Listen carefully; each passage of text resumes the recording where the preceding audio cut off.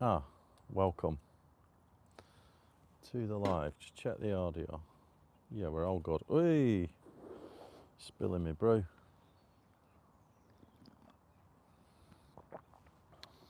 Welcome. So, I said I would pull out some nuggets from this book, and I found one. Right, this little line here, I've underlined it from this NLP book. It's brilliant. A problem is simply an outcome that is the wrong way up. Sounds good, doesn't it? Sounds interesting. Think about it. Yes. Right. So, it's almost like anything you ask, what stops me from achieving this, or why has this happened, right? You can almost convert every problem into an outcome by asking yourself, what could I do instead, right? And if you think about it, a problem is simply an outcome that is the wrong way up. I was just thinking before, not just what's in this book, but other books I've read and things, and just think about it, right? There is always, whenever you have a problem in life or something happened that you didn't expect, you could always trace that back to a moment. There's always going to be a moment in there, right? And I always call it it's like a fork in the road moment, where things could have gone differently. Maybe you could have chose a different path, or maybe it wasn't your fault, and maybe something just happened, and you just end up with a bad outcome. But it could have gone differently. And I always think that no matter what it is, even if it's like a really big problem, like like let's say the breakdown of a long-term relationship, say, you can always trace it back. If you look back far enough, there's always a moment where things, you started to behave a bit differently or do something differently. There's always a fork in the road moment. And when we get problems, it might be like traumatic, and we're like, oh, really worried, and oh shit, I'm in this trouble now, or maybe you've lost your job or something like this, and it's quite difficult for you. We immediately start to blame ourselves, don't we? And it can get quite destructive. I always think a better way to deal with it is to treat it almost like a science experiment, right? A science experiment, like an experiment. Treat it like an experiment. Say, right, I'm in this situation, I've got this problem. What can I do? Well, you should analyze it, use it as treat it like an experiment, and diagnose, go back, trace back what could have gone differently, right? Use it. It's cliche to just say learn from your mistakes. It is, but you can really analyze it. Just trace back and find what could have gone differently. Find that fork in the road moment, right? And then adjust your methods going forward, right? So you are going to use it and learn from it, but you're going to do it properly. You're not just going to say, oh, I'm never going to. It's like, you get a problem and you're like, oh, I'm never doing that again, because it just leads to shit. That's wrong, right? You ought to be trying to combat it, not just avoiding it just for the sake of it. Like, extreme example is, oh, I'm never getting into a relationship again because I just get my heart broken. It's like, no, solve why you're getting your heart broke. Get to the point where you can actually maybe even leave a relationship without too much heartbreak, or being okay after the end of a relationship. You ought to solve it, not avoid it, because we don't want to avoid situations in life. So when we come up with these problems, it's like, oh, I'm never doing that again, because like an example might be somebody enjoys skiing or something, and then next minute they fall off, they have an accident, and then they just give up skiing, right? Is that there might be reasons to give up skiing, like maybe if you're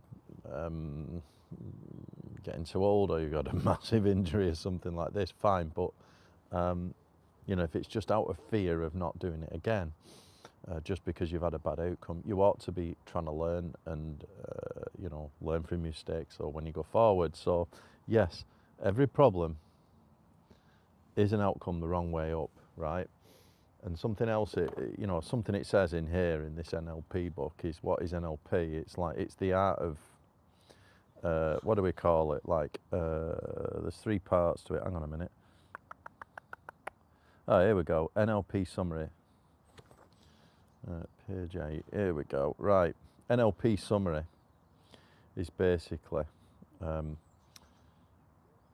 firstly, know what you want. Have a clear idea of outcome in any situation, right? So you've got outcome. The second part is to be alert and keep your senses open to notice what you were getting. So it's like acuity. And the third part is to have flexibility to keep changing what you do until you get what you want. Flexibility, this is the point, right? So NLP is about having that flexibility to change. So you're not going to give up. I mean, there was a section in here which I found quite, here we go. It's about pivoting. Well, I call it pivoting because that's what it is to me. So when something doesn't work, more importantly, find out where it does not work and then change it until it does. Right? Yeah, I can see your chat. Change it until it does. And I think that's important because if you have a problem and you give up, that's not, you know, it's not really learning anything. So yeah, in summary, every problem is an outcome the wrong way up. And all you need to do is trace back, find out where you went, find that fork in the road where you could have gone differently. Don't fucking punish yourself. Don't, yes, you might have made a mistake or whatever, but don't punish yourself. Use it as an experiment to learn and shift and trace back, find that moment and go, okay, right. And you know what, that fork in the road moment doesn't, not necessarily saying it's wrong. You might have chose the wrong, good morning, thank you, welcome. You might have chose the right course of action and just got a bad outcome. The idea is to learn and make sure that you are getting the results that you want. So yeah, thank you. Getting the results that you want, enjoying life, living life on your terms. That's the rule, and then you just accept all outcomes. My little karma book kind of explains this in a little. Look at the size of this book. It's tiny, right? But I love it because it's like a little, smallest little book on karma that you can read in like half an hour or whatever. But it has some great concepts in here. The concept of karmic crystallization, right?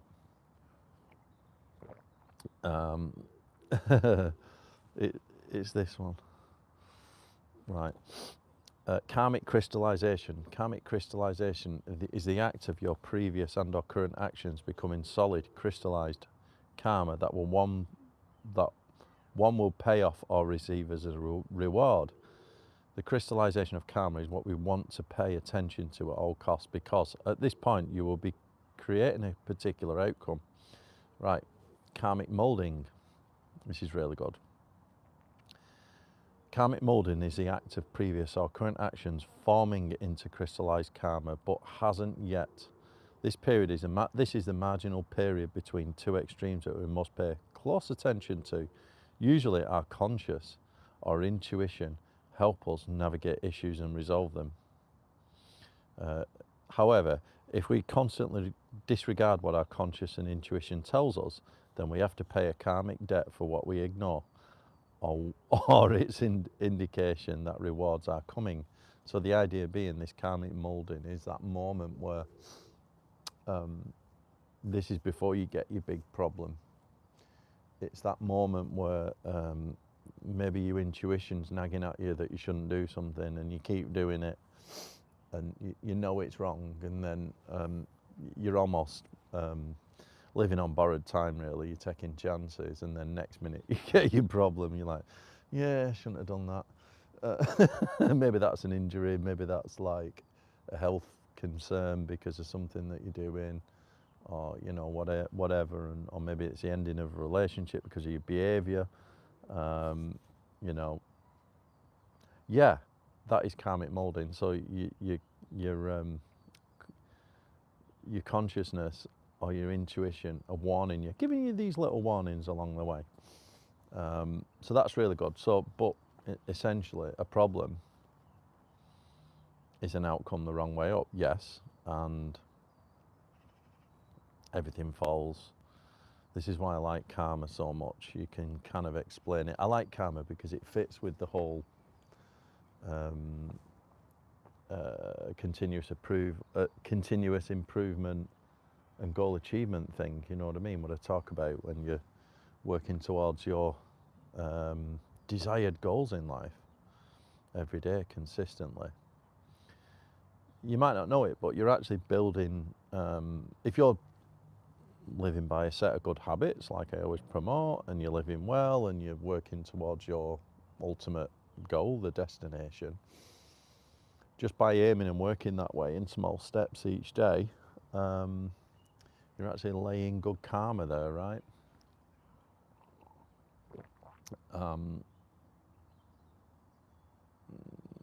When you listen to your intuition, Nina will never fail you. Who's Nina? Yeah, it is real. It's just knowing how to work on the supreme consciousness, infinity. Who's Nina? Is that a word for some kind of religious figure? Anyway, I just thought I'd share that with you. I thought it was a belting line. There is another little bit around it. It's on sort of page 12, isn't it? Hang on. Here we go. Yeah, and then yeah, a problem is simply an outcome that is the wrong way up. When you have a problem, you've got to ask questions, and it's like, you know, convert these problems into outcomes by asking yourself, what do I want instead, or what could I have done, or whatever. And then you find things like, it's like, in a way, it's like, here's a good diagram. It's like breaking them down. You see this diagram here? Hang on, I'll try and get that screen. You'll have to mirror it. Right, so the idea here is, you've got this outcome, right? When you step up, you get a larger outcome. This might be like the big, massive, like your identity, like the big life goal. This is like breaking it down into sub-goals, and then down here at the very bottom, which is stepping down, it's like, what prevents me from getting that goal here? Well, you break it down to a daily task, don't you? So you know, you do something daily or weekly, which is what this is. This is breaking it down, this is building it up. That might be your identity. That's going to be your goals, and that's what you do on a day-to-day basis. So I love to map these things. So like, you know, in my process in the journal, I've got the identity evolution cycle, which explains this. I love these models. Let's go. Here we go. Right. There you go. This is identity shifting 101. At the top, you've got your identity, who you are. Then you've got underneath it, that is then broken down into a set of goals, like on the, you know, they could be like fitness goals, business goals, life goals, relationship goals. And then down at the bottom is what you do on a day-to-day basis, so your daily habits. And what actually happens is, with the sum of our daily habits, so if we live well, good habits, it confirms our identity. So if we tell ourselves that we're this person and we don't practice habits in alignment with that, that will confirm something else. Good example of that is, oh, I'm a healthy person, I always work out and stuff like that. And when you don't, you sit on the couch and you eat pizzas and burgers and whatever. Guess what? Those habits will confirm a different identity. You're a big fat fucking bastard. No, I'm you get my meaning. I shouldn't use such crude language. You will confirm something else is the mission. So, yes, very good book. Enjoying reading it, and yeah, Every problem is an outcome the wrong way up. Right. Thank you for listening to that short live. Hope you loved it. I'm going to do some nice videos soon, some long forms. I've got to record a load and working on some really good things on Goal Achievement Hub. If you check out the website, I'm going to be enhancing the journal resources section with lots of free downloads. Just working on some sample goals, like examples, because sometimes people they can stall when like it might be everyone's got an idea of who they are, everyone's got an idea of what they want out of life, even if they're getting these problems, right? You've got to convert the problem into an outcome and trace it back and create a plan to dig your way out. But some people that I speak to find it difficult to translate that into a meaningful goal to change and then what to do on a day-to-day basis. So in the journal, here we go, right? I've created some example goals, and these are just like examples. Like the top one's obviously like a business. You'll have to mirror it, like a business goal, right? It's like make 50k in 6 months, right? And it's a SMART goal because it's very specific, measurable, achievable, relatable, and time-bound.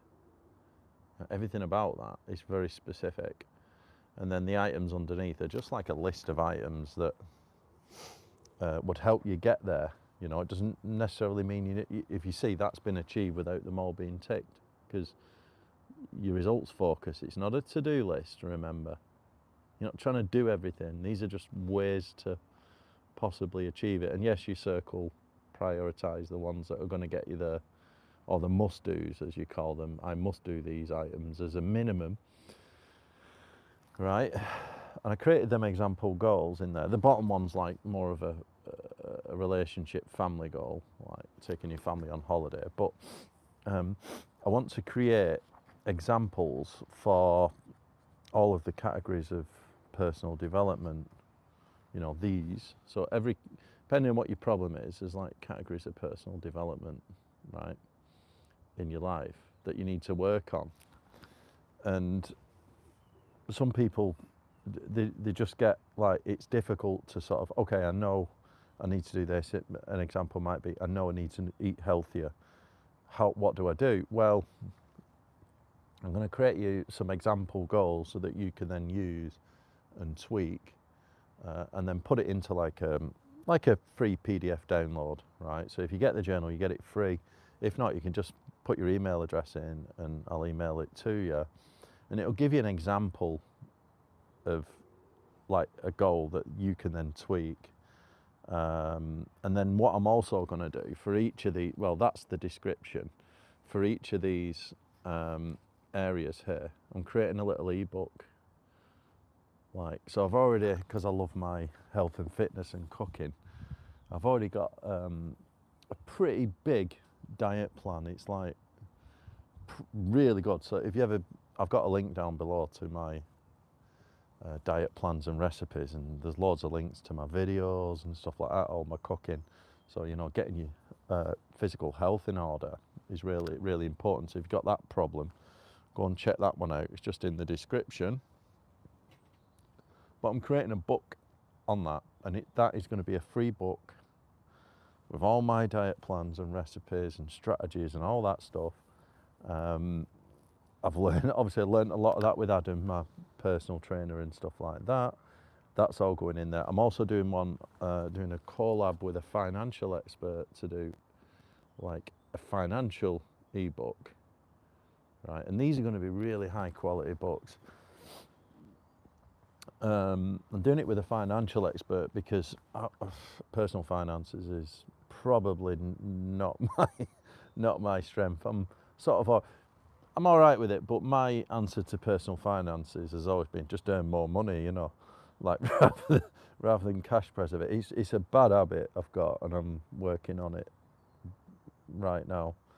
And then, you know, lifestyle, occupation, relationships, spirituality. I'm going to obviously lean on Roberto for that one. Mindset, obviously, I think I'm all right with mindset. So I'm going to be doing all them as well, right? But first, I'm going to do some example goals to help people, because title of this one, which is every problem is an outcome the wrong way up, right? How do you do that? Well, you trace it back. You've got your problem, that's fine. You trace it back to that fork in the road moment, you know, where things could have gone differently. You recognise that. Treat it like an experiment. Don't punish yourself, and ask yourself, what could I do differently next time, right? And then start working differently from there. But because you've ended up with this problem, you might have to create a new goal in that area and then start working towards it. So I'm going to be doing those goals examples. All right. Many people still asleep don't understand the level you're well, it doesn't matter. Listen, right? I know what you're saying. Just make it simple. That's why I make it simple. Like in here, it's just a goal. Everyone can understand it and they can create their own, right? How much weed can I smoke? I don't know. You mean smoke? Yeah. How much weed can I smoke? I don't know. I don't really smoke weed, but I think you can smoke weed if you want, you know. I used to smoke it when I was younger. We used to do buckets in the bath. Anyway. They were really bad, but you know, that was when I was like fucking whatever, 18 or whatever. Yes, you can smoke weed as long as you do it responsibly. I think weed these days though is it's not like it was, is it? It's like psychedelic now. It's so strong. If you're getting all that modified stuff, you got to be careful with it. My cousin has it. Fucking hell, is it strong? You can't go near it. Bloody hell. I mean, I barely drink. I don't really drink these days, so I struggle with anything like that. But you can smoke as long as you're doing it responsibly. What do you do for work? Well, what do I do for work? Well, I've got a couple of businesses. One's software and one's selling the journals, you know, to help people. It's like an e-commerce business, that one, and the other one's software. But on the topic of what you do for work, you shouldn't separate your work from your life. I've said in a few videos, you want to integrate your work into your life, right? The only people that have, you know, this term work-life balance, the only people you ever hear talking about work-life balance are people that hate the job.